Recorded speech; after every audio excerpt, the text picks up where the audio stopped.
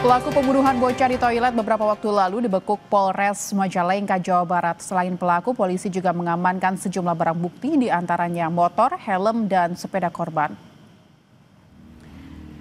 Pelaku dibekuk di tempat kerjanya di salah satu ruko yang menjual es krim. Dari penyelidikan awal, pelaku berinisial G terbukti membunuh seorang anak yang jasadnya ditemukan di toilet masjid.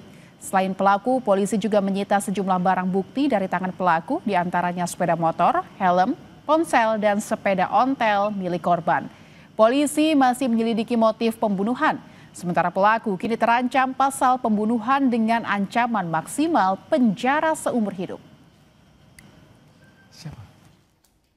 Menjelaskan, alhamdulillah Satreskrim.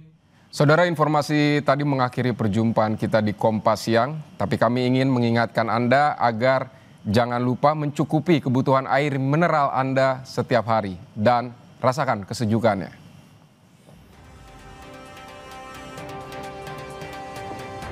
Akhir kata, saya Lintang Budiastuti. Dan saya Vidi Batlolone, terima kasih telah menonton Kompas Siang. Sampai jumpa.